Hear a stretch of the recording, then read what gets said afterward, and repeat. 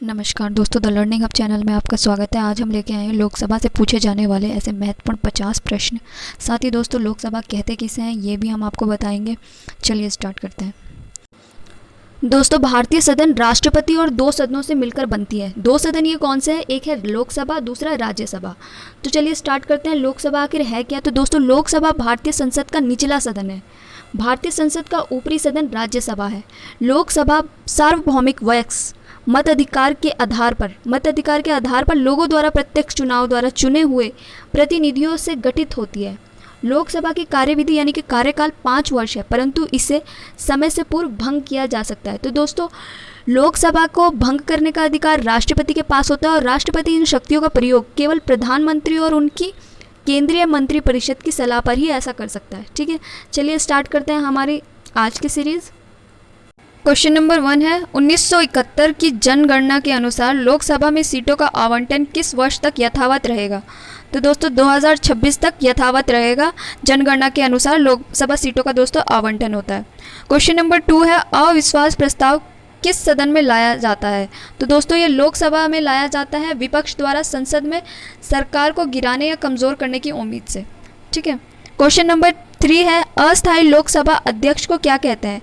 तो pro tem speaker कहा जाता है अस्थायी लोकसभा अध्यक्ष को। क्वेश्चन नंबर 4 है, कितने दिनों तक अनुपस्थित रहने पर लोकसभा के सदस्यों की सदस्यता समाप्त हो जाती है? तो दोस्तों, 2 माह 60 दिन तक अनुपस्थित रहने पर सदस्यता समाप्त हो जाती है। क्वेश्चन नंबर 5 है, किस अवस्था में संसद लोकसभा का कार्यकाल बढ़ा सकती है? तो दोस्तों, देश में आपातकाल की स्थिति पे लोकसभा का कार्यकाल बढ़ जाता है या बढ़ा दिया जाता है। क्वेश्चन नंबर 6 है, किस राज्य में सबसे अधिक लोकसभा सीटें हैं? तो दोस्तों, उत्तर प्रदेश में सबसे ज़्यादा लोकसभा सीटें हैं, वो है 80। क्वेश्चन नंबर 7 है, किस वर्ष लोकसभा का कार्यकाल एक एक करके 2 बार बढ़ाया गया? तो दोस्तों, 1976 में बढ़ाया गया। क्वेश्चन नंबर 8 है, किस विधेयक को केवल लोकसभा ही पारित कर सकता है? तो दोस्तों, वित्त विधेयक को लोकसभा ही पारित कर सकता है।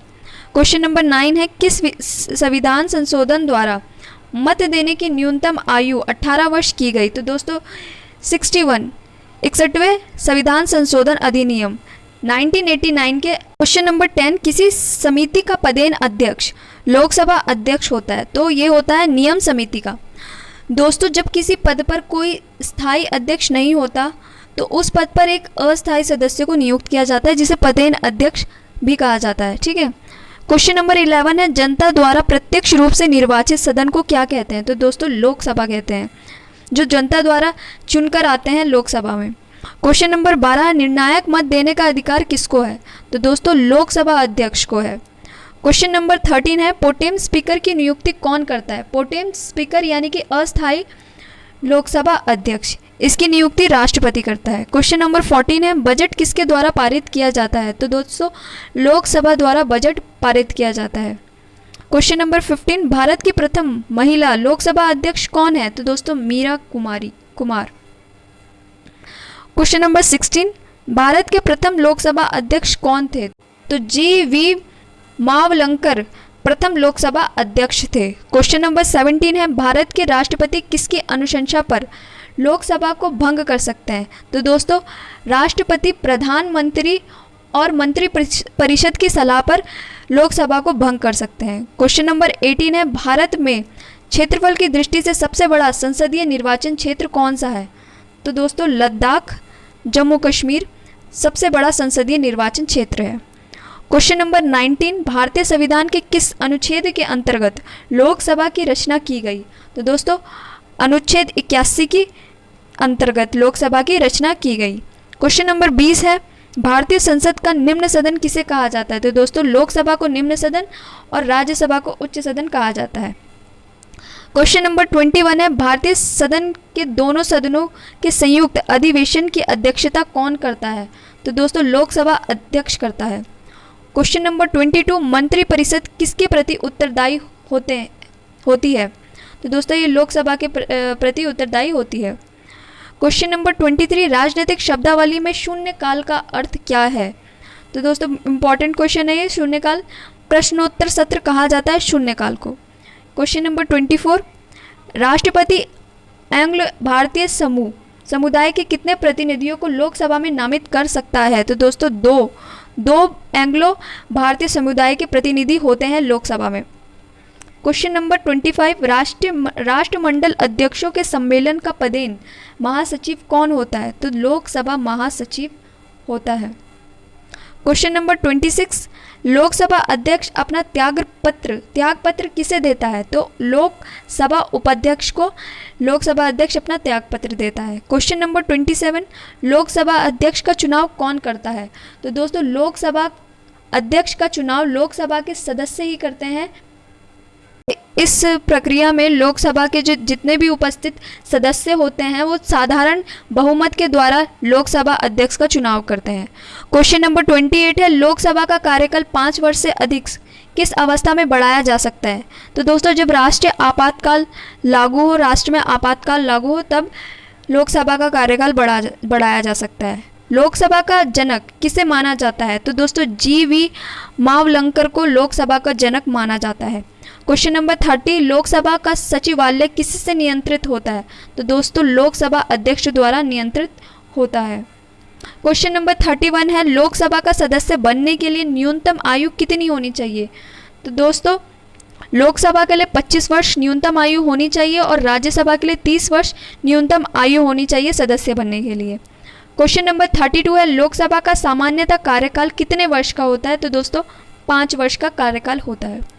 क्वेश्चन नंबर 33, लोकसभा के अध्यक्ष या उपाध्यक्ष की अनुपस्थिति में लोकसभा की अध्यक्षता कौन करता है? तो दोस्तों लोकसभा का वरिष्ठतम सदस्य जो होता है वो लोकसभा की अध्यक्षता करता है। ठीक है। क्वेश्चन नंबर 34, लोकसभा के बैठक की अंतिम तिथि तथा दूसरी बैठक की प्रथम तिथि के बीच कितने समय से अधिक का अंतराल नहीं होना चाहिए? तो दोस्तों 6 महीने से अधिक का अंतराल नहीं होना चाहिए 2 बैठकों के बीच में। ठीक है। क्वेश्चन नंबर 35, लोकसभा के लिए प्रथम आम चुनाव कब हुआ था? तो 1992 में हुआ था। 1952 में लोकसभा का प्रथम आम चुनाव हुआ था। क्वेश्चन नंबर 36 है, लोकसभा महासचिव की नियुक्ति कौन करता है? तो लोकसभा स्पीकर लोकसभा महासचिव की नियुक्ति करता है। क्वेश्चन नंबर 37, लोकसभा में अनुसूचित जनजातियों के लिए कितनी सीटें आरक्षित हैं? तो दोस्तों 47 सीटें अनुसूचित जनजातियों के लिए आरक्षित है। नंबर 38, लोकसभा में अनुसूचित जातियों के लिए कितनी सीटें आरक्षित है? तो 84 सीटें आरक्षित हैं। क्वेश्चन नंबर 39, लोकसभा में किस आधार पर सीटें आवंटित की गई है? तो दोस्तों जनसंख्या के आधार पर लोकसभा सीटें आवंटित की गई है। क्वेश्चन नंबर 40, लोकसभा में किसी विधेयक को धन विधेयक के रूप में कौन प्रमाणित करता है? तो लोकसभा अध्यक्ष प्रमाणित करता है। क्वेश्चन नंबर 41, लोकसभा में कोरम पूरा करने के लिए कम से कम कितने सदस्यों की जरूरत होती है? तो दोस्तों लगभग 1/10 लोकसभा सदस्यों की जरूरत होती है। ठीक है। लोकसभा के कुल सदस्यों का 1/10 भाग। ठीक है। क्वेश्चन नंबर 42, लोकसभा में प्रत्येक राज्य के लिए सीटों का आवंटन किस वर्ष की जनगणना पर आधारित है? तो ये 1971 की जनगणना पर आधारित है। क्वेश्चन नंबर 43, लोकसभा में वर्ष में कम से कम कितने सत्र होने ज़रूरी होते हैं? तो वर्ष में 2 बार ज़रूर होने चाहिए। ठीक है। क्वेश्चन नंबर 44, वर्तमान में लोकसभा का अध्यक्ष कौन है? तो दोस्तों वर्तमान में लोकसभा का अध्यक्ष है श्री बिरला जी, जिन्होंने 19 जून 2019 से अभी तक वर्तमान तक लोकसभा के अध्यक्ष के रूप में जो पदासीन हैं। फिर है, वित्तीय बिल कहाँ पास किया जा सकता है? तो लोकसभा में वित्तीय बिल पास किया जा सकता है। नंबर 46, संविधान के अनुसार लोकसभा के सदस्यों की अधिकतम संख्या कितनी हो सकती है? तो दोस्तों आंसर है 552। दोस्तों इनमें से 530 सदस्य राज्यों से तथा 20 सदस्य केंद्र शासित प्रदेशों का प्रतिनिधित्व करते हैं। 2 सदस्य दोस्तों एंग्लो इंडियन समुदाय के होते हैं जो राष्ट्रपति द्वारा नामित किए जाते हैं। क्वेश्चन नंबर 47, संसद एक बार में लोकसभा के कार्यकाल में कितने समय के लिए वृद्धि कर सकता है? दोस्तों 1 वर्ष के लिए वृद्धि किया जा सकता है लोकसभा कार्यकाल में। क्वेश्चन नंबर 48, वर्तमान में लोकसभा में कितने सदस्य हैं? तो दोस्तों वर्तमान में 545, 530 राज्य से, 13 केंद्र शासित प्रदेश से और 2 एंग्लो इंडियन भारतीय समुदाय से। क्वेश्चन नंबर 49, भारत के प्रथम लोकसभा उपाध्यक्ष कौन थे? एम अनंत शयनम अयंकर थे। प्रथम उपाध्यक्ष। क्वेश्चन नंबर 50, भारत के वर्तमान लोकसभा उपाध्यक्ष कौन है? तो दोस्तों वर्तमान में लोकसभा उपाध्यक्ष का पद रिक्त है। दोस्तों अगर आपको हमारा ये वीडियो अच्छा लगा हो तो लाइक शेयर सब्सक्राइब करना ना भूलें, साथ ही बेल आइकन पर क्लिक ज़रूर करें ताकि आने वाले अपडेट आप तक सबसे पहले पहुंचे। तब तक के लिए जय हिंद, जय भारत।